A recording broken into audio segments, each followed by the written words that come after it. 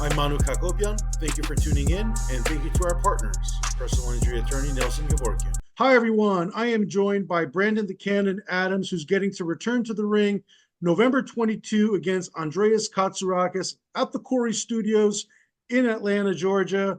The OTX tournament, 154-pound division. Brandon, this is another amazing opportunity. It seems like tournaments are your thing coming from the Contender Series years back.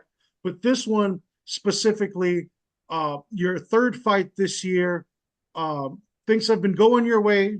And what are you looking to prove against Katsurakis?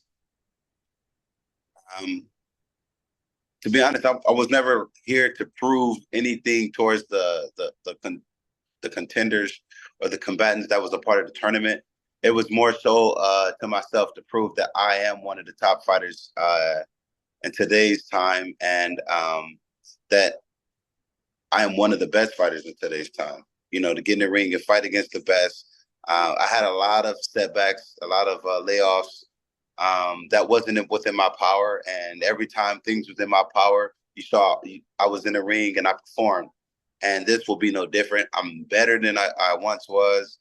I have learned a lot more. I'm more experienced. I'm more skilled. I want to take advantage of that. For those who are not aware, when you knocked out Serhii Bohachuk in 2021, you just went away for 3 years. I mean, a lot of people build off of a big win like that. For those who are not aware, fill us in between those 3 years. What was happening? Easily put, that I don't think a fighter in today's time would go after winning like that and just walk away from boxing. There's always something behind closed doors that's taking place. At this particular moment, after I beat Serhii Bohachuk, there was no opportunities for me to fight. At that time, my promotion wasn't bringing me anything back. So it was just, I won, and I won for nothing. I won. I got in the top 10, taking his title, winning another title that they put on the line. And, it was for something. But, like, as far as boxing goes and who knows, it was for nothing. I was, I had another 3-year layoff. You were just sidelined due to just promotional problems, managerial problems. What was it? Yes, well, it was just that promotional problems. They weren't able to capitalize on me winning that fight and getting me bigger and better opportunities. So me being a fighter, I pushed and nudged them to get me fights, but I can't do it by myself, especially when you're tied under a promotion. That's when legality issues come into hand. And, I did everything in my power that I possibly could, but so did they. And here we are now fighting to completely relinquish everything from everything. So absolutely. And you've made up for lost time magnificently this year, beaten Ismael Villarreal in 3 rounds via knockout. Your last fight, Francisco Verón, a little bit close on the scorecards, but you still won. Obviously, you can't control what the judges see, but you were victorious to set yourself up for this fight. How do you feel overall, just being back in the ring and proving yourself, and the fact that you're still here and a problem at 154 pounds?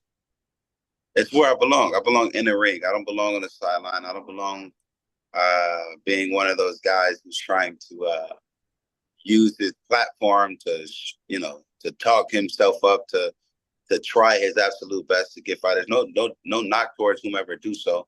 I'm a character. I'm quite the character myself, but I usually don't rely on that. I want my skills and what I stand for to push more volume than me being a side case, if you will. What kind of a fight are you envisioning against Katsurakis? The ring. You know much about him? Yeah, from what I saw, I know he's coming. He's a bit of a bully. That's his style. He wants to come forward and be a brawler. And I just plan on, meeting him wherever he want to be at. Whatever he think he's good at, I feel I'm superior. He wants to box on the inside. I think I got him there. He think he's strong. I think I got him there. when it comes to being witty in the ring, just being creative. I'm pretty creative myself. I got a lot of ring generalship. I got pretty good IQ. I'm quick enough. I think I have everything that I need to propel me past this fight and the futures. At the age of 35, I'm pretty sure you want the big fights now, but the top of the divisions just seems to be tied up right now. You got Fundura, who's looking at fights against Spence and Crawford. Crawford wants Canelo. You got Virgil Ortiz perhaps fighting Boots. Madrimov is fighting Bohachuk. I'm sure Tim Tszyu wouldn't want to get into a fight with you coming off of a loss like that. Where does that leave you as far as what you could do moving forward at 154 pounds? Whatever I possibly can, and hopefully that line me up with those big name fighters. Tim Tszyu, he did have a rough outing last time, and hopefully he bounced back, man. Hopefully there's nothing really wrong with him.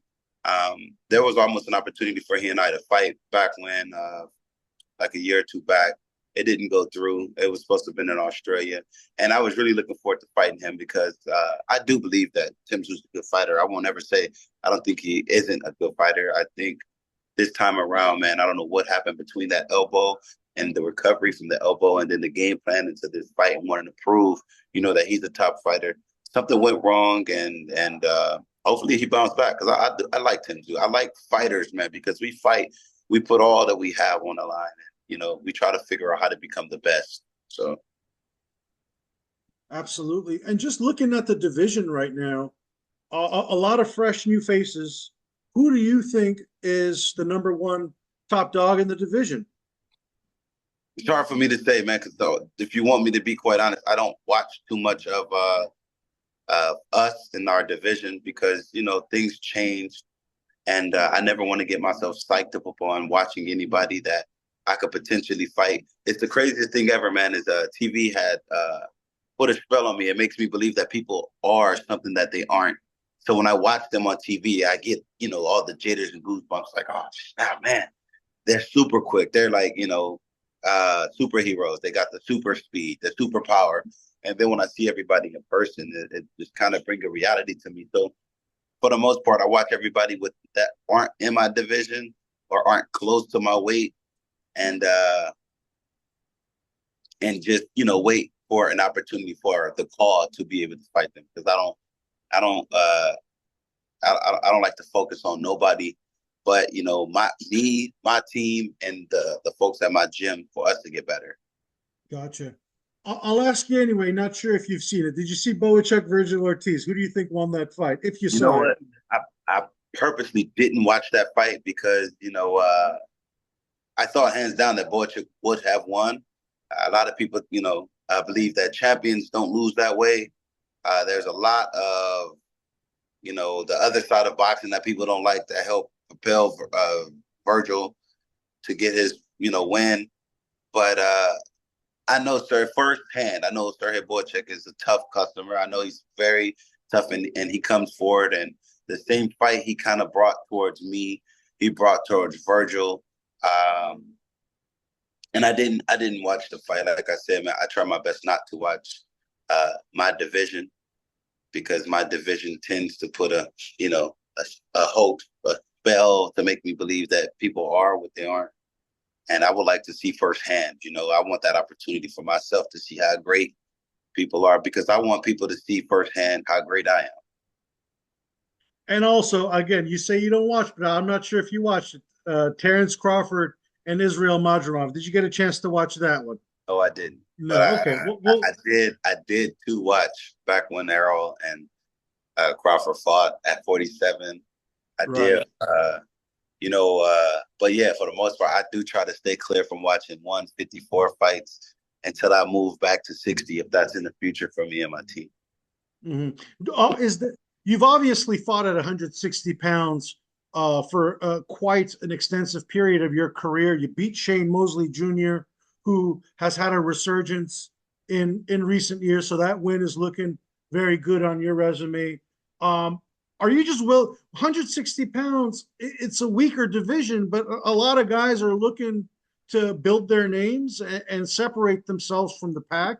Do you think if you beat Katsarakis, you'll just move up to 160 just because those big meaningful fights aren't there for you at 154? No, man, that would be disrespect towards everybody who's busting their chops. You know what I'm saying? Whether it be for my team in general. And then I don't like to think of 160 fighters as things. And I'm not saying that you're saying that they're slouchers, but their names aren't just as big as the guys who are at 154. Me personally, man, I just want the opportunity to fight those guys and then move along. If, like I said, because I didn't come up with the boxing pedigree of understanding weight divisions so much, man. I grew up, and when it was time to fight, it was time to fight, and I ain't never had no issue with fighting. I understand boxing is a sport, so now I had to be a little more strategical with my fights and understand that fighting isn't boxing and boxing isn't fighting. But if you was to bring them together, you know what I'm saying, you will have somebody like me. Absolutely. I know you and Charles Conwell, you share the same manager in Mark Habibi. Has any conversations taken place with you two fighting against each other? That might seem like an easy fight to Actually, make. it was before me and Mark started working together. I had told them that they show a lot of interest in fighting me right after the Bohachuk fight. Um, but you know, I don't. I didn't fight. I didn't fight. I haven't fought for a while. So then, that just kind of vanished, and now we are where we are, and there's not too much interest in fighting me now, and I don't have no interest in fighting him. We met, we sparred, we became kind of cool. We do share the same manager. We are on the same goal, though. You know what I'm saying? We're both on the path of trying to be greater than what we are. So, that's the opportunity that's presented towards both of us. So that's what we're going to try to do.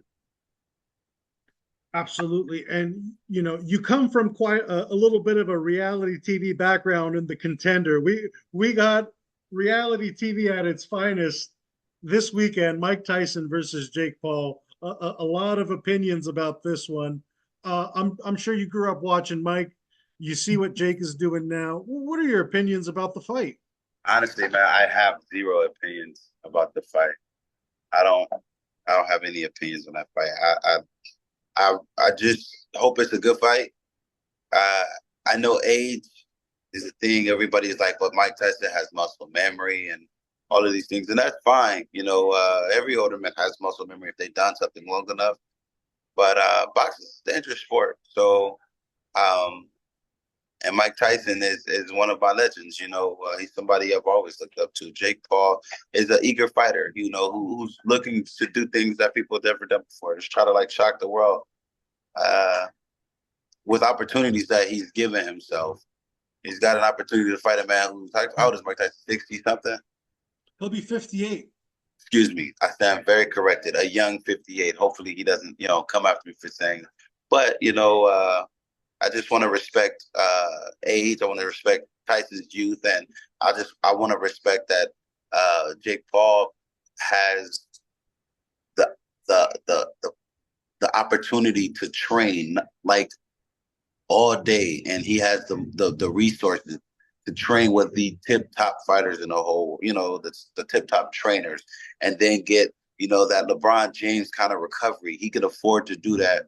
And he's up against a guy, who is, one of the baddest men on the planet, but is just Father Time has caught up to him. So I don't know what to expect with this fight, from this fight. I hear I'm an old man in this division, so, you never know what to expect. It sounds like you think both guys could take it. It sounds like you think both Jake can win and Mike can win. There's that intrigue there for you, huh? Yeah. Just because, boxing is, you know, you never know, especially when it's that dynamic. You have a guy who's going towards 60 versus the guy who's going into his prime as being a young man, and maybe in a Rocky movie this is beautiful, but this is real life. Real life, it gets a little uglier. So we're gonna see. Well, you're saying 50-50 prediction on Jake Paul, Mike Tyson. What is the prediction on Katsarakis? What are you promising to deliver on fight night? Explosions, man. You know what I'm saying? I'm the cannon. I'm going to live up to it. Looking forward to seeing what that looks like. November 22 at the Corey Studios in Atlanta, Georgia, the OTX 154-pound tournament finals. Brandon, congratulations on getting the opportunity, having a productive 2024, and looking to see some big things out of you in 2025. Thank you very much. I appreciate you for having me.